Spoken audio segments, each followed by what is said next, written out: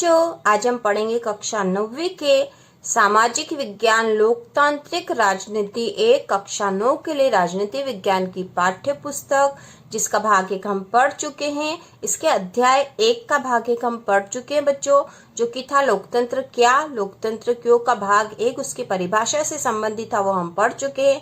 अब हम उसके आगे से पढ़ेंगे लोकतंत्र की विशेषताएं। यदि आपने आगे का भाग नहीं देखा है, पहला वीडियो नहीं देखा है, तो आई लिंक में जाकर या फिर प्लेलिस्ट में जाकर देख सकते हो। तो चलो बच्चों शुरू करते हैं।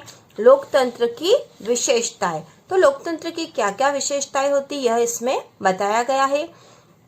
हमने इस सरल परिभाषा के साथ शुरुआत की है कि लोकतंत्र शासन का एक रूप है जिसमें जनता शासकों का चुनाव करती है। हमने पिछले वीडियो में भी पढ़ा है बच्चों कि लोकतंत्र की एक सरल परिभाषा यह हो सकती है कि यह शासन का वह रूप है जिसमें जनता शासकों का चुनाव करती है।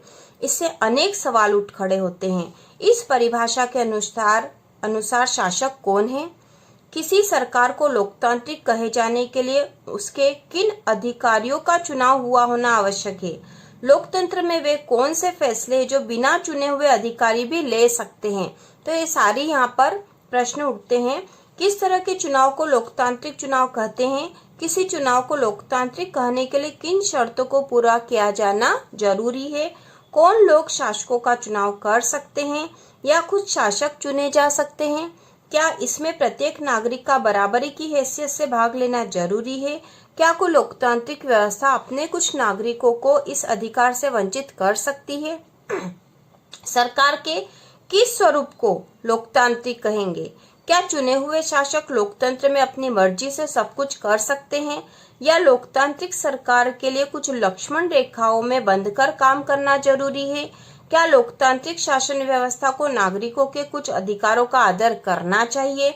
आइए कुछ उदाहरणों के साथ इन सब पर बारी बारी से विचार करें। तो यहाँ पर बहुत सारे प्रश्न हमारे सामने प्रस्तुत कर दिए गए हैं कि यदि लोकतंत्र की एक सरल परिभाषा मान लेते हैं कि लोकतंत्र शासन का एक रूप है जिसमें जनता शासकों का चुनाव करती है, तो बहुत छोटी परिभाषा है, लेकिन बहुत सारे प्रश्न उठते हैं इसमें कि यदि जनता शासकों का चुनाव कर लेती है तो क्या शासक हर निर्णय अपनी मर्जी से कर लेगा? किस प्रकार के चुनाव को ही लोकतांत्रिक चुनाव कहेंगे? और इसमें शासक कौन हो सकता है? ठीक है, तो इस तरह के सारे प्रश्न। अब हम आगे पढ़ते हैं। प्रमुख फैसले निर्वाचित नेताओं के हाथ। ठीक है, प्रमुख फैसले निर्वाचित नेता, निर्वाचित मतलब जिन्हें जनता द्वारा चुना गया है, ऐसे नेताओं के हाथ में। पाकिस्तान में जनरल परवेज मुशर्रफ ने अक्टूबर 1999 में सैनिक तख्तापलट की अगुवाई की। तो पाकिस्तान में क्या हुआ था कि वहां के जो जनरल थे, सेना के जो प्रमुख थे बच्चों, उन्होंने वहां के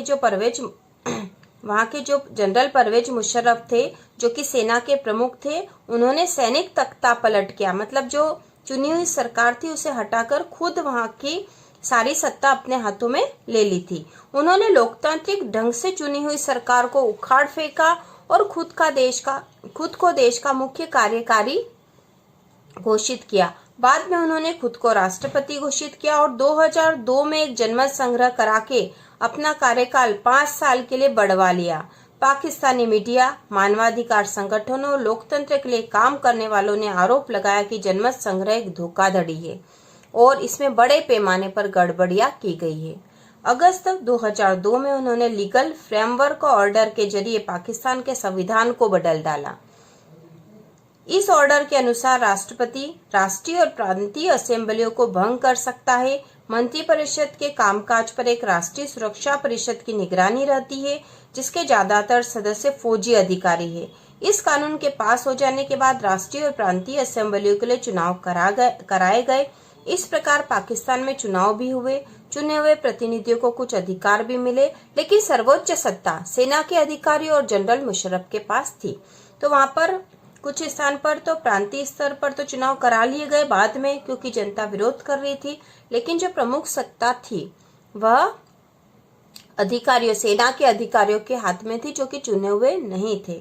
स्पष्ट है कि जनरल मुशर्रफ के शासन वाले पाकिस्तान को लोकतंत्र न कहने के अनेक ठोस कारण हैं, लेकिन यहाँ सिर्फ एक कारण पर ही चर्चा करते हैं।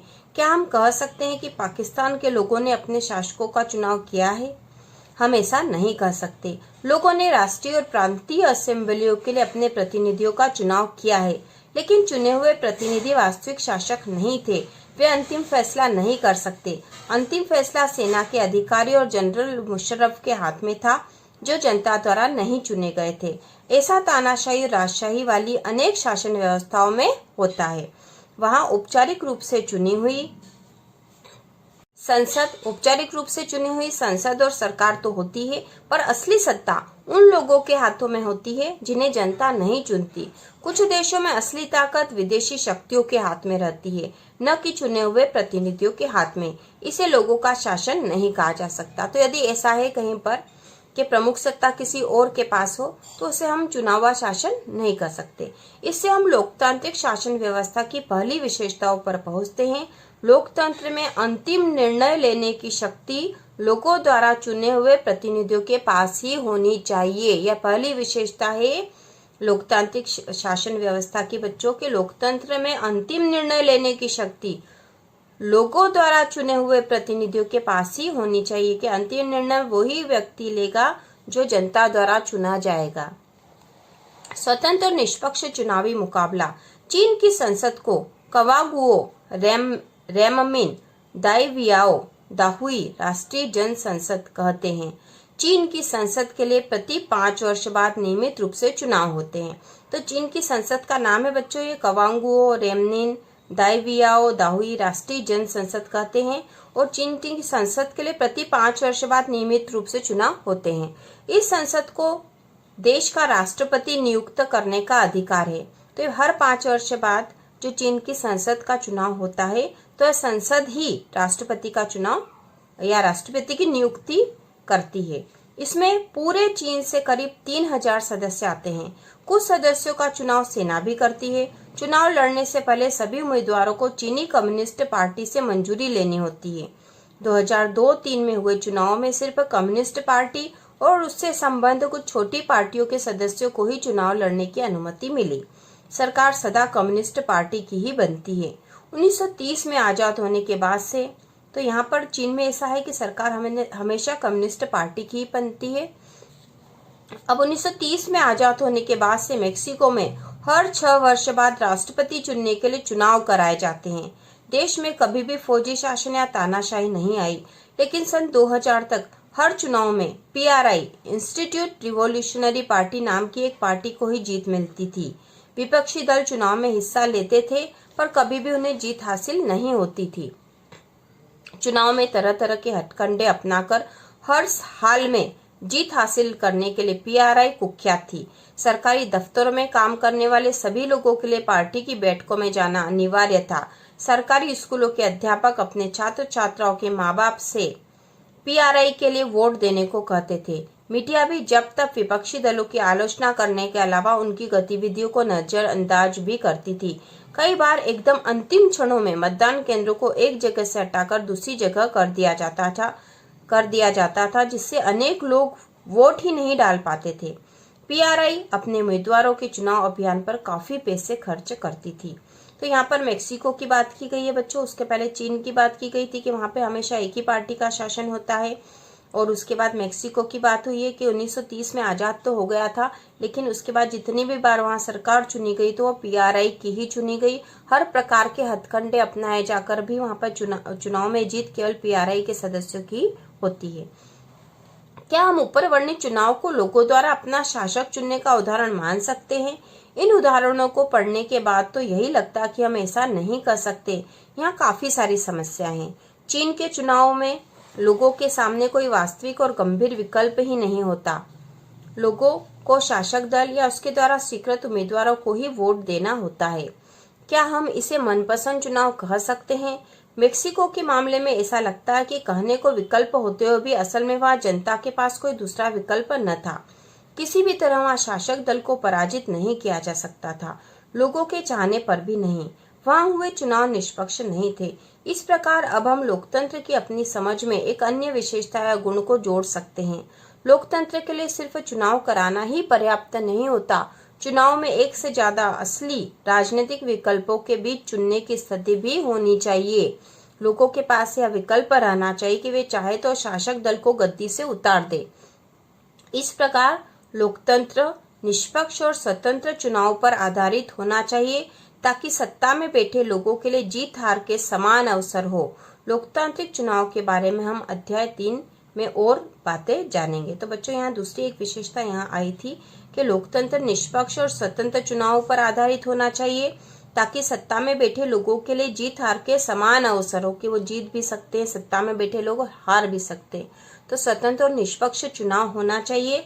और इसके पहले इसकी विशेषता हमने पढ़ी थी लोकतंत्र की, कि लोकतंत्र में अंतिम निर्णय लेने की शक्ति लोगों द्वारा चुने हुए प्रतिनिधियों पर होनी चाहिए। ठीक है, अब अगला पॉइंट आया है हमारे पास, एक व्यक्ति एक वोट एक मौन।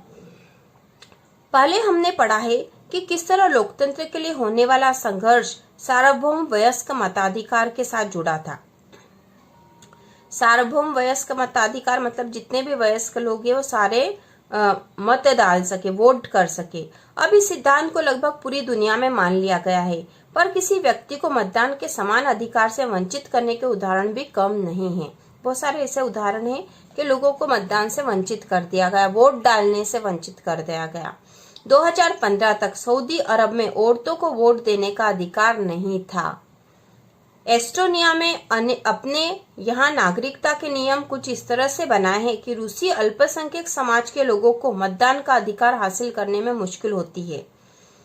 एस्टोनिया जो एक देश है बच्चों, तो यहाँ पे जो रूसी अल्पसंख्यक समाज जो है वहीं का जो है उसे मतदान का अधिकार हासिल करने में परेशानी होती है। फिजी की चुनाव प्रणाली में वहाँ के मूल वासियों के वोट का महत्व भारतीय मूल के फिजी नागरिक के वोट से ज्यादा है। लोकतंत्र राजनीतिक समानता के बुनियादी सिद्धांतों पर आधारित है। इस प्रकार हम लोकतंत्र की तीसरी विशेषता को जान लेते हैं। तो ये तीसरी विशेषता बच्चों लोकतंत्र की, लोकतंत्र में हर वयस्क नागरिक का एक वोट होना चाहिए और हर वोट का एक समान मूल्य होना चाहिए। मतलब हर वोट बराबर होना चाहिए, चाहे जितने भी वोट पड़ते हो, चाहे कोई भी वोट डालता हो, हर वोट समान मोल का होना चाहिए, समान बराबर होना चाहिए। अध्याय 3 में हम इस बारे में ज्यादा विस्तार से पढ़ेंगे। पॉइंट है कानून का राज और अधिकारों का आदर। कानून का राज मतलब कानून व्यवस्था जो है उसी का राज होता है, और अधिकारों का आदर, जिसके भी जो अधिकार है उनका आदर। जिम्बाब्वे जो एक अलग देश है को 1980 में अल्पसंख्यक गोरों के शासन से मुक्ति मिली। उसके बाद देश पर जानू पीएफ दल का राज है, जिसने देश के स्वतंत्रता संघर्ष में अगुवाई की थी। इसके नेता रॉबर्ट मुगाबे आजादी के बाद से ही शासन कर रहे थे। चुनाव नियमित रूप से होते थे और सदा जानू पीएफ दल ही जीतता था। राष्ट्रपति मुगाबे कम लोकप्रिय नहीं थे, पर वे चुनाव में गलत तरीके भी अपनाते थे। आजादी के बाद से उनकी सरकार ने कई बार संविधान में बदलाव करके राष्ट्रपति के अधिकारों में वृद्धि की थी और उसकी जवाबदेही को कम किया था। विपक्षी दलों के कार्यकर्ताओं को परेशान किया जाता था और उनकी सभाओं में गड़बड़ कराई जाती थी। सरकार विरोधी प्रदर्शनों और आंदोलनों को गैर कानूनी घोषित कर दिया गया था। एक ऐसा कानून भी था जो राष्ट्रपति की आलोचना के अधिकार को सीमित करता था। टेलीविजन और रेडियो पर सरकारी नियंत्रण था और उन पर सिर्फ शासक दल के विचार ही प्रसारित होते थे। तो इस प्रकार जिम्बाब्वे में चुनाव तो होते थे, लेकिन बाकी सारे प्रतिबंध भी लगे हुए थे कि केवल एक ही दल का शासक या एक ही दल के लोगों को प्राथमिकता मिलती थी। उसमें अखबार स्वतंत्र थे, पर सरकार की आलोचना करने वाले पत्रकारों को परेशान किया जाता था। सरकार ने कुछ ऐसे अदालती फैसलों की परवाह नहीं की जो उसके खिलाफ जाते थे और उसने जजों पर दबाव भी डाला। 2017 में मुगाबे को राष्ट्रपति पद से हटा दिया गया। तो यहाँ जिम्बाब्वे का उदाहरण था बच्चों। जिम्बाब्वे का उदाहरण बताता है कि शासकों के लिए बार बार जनादेश पाना लोकतंत्र की एक जरूरत है, पर इतना ही पर्याप्त नहीं है। लोकप्रिय नेता भी अलोकतांत्रिक हो सकते हैं, लोकप्रिय नेता भी तानाशाह हो सकते हैं। अगर हम लोकतंत्र को परखना चाहते हैं तो चुनाव पर नजर डालना जरूरी है, पर उतना ही जरूरी है कि चुनाव के पहले और बाद की स्थितियों पर भी नजर डाली जाए। चुनाव के पहले सत्ता पक्ष के विरोधी समूहों के कामकाज समेत सभी तरह की राजनीतिक गतिविधियों के लिए पर्याप्त गुंजाइश रहनी चाहिए।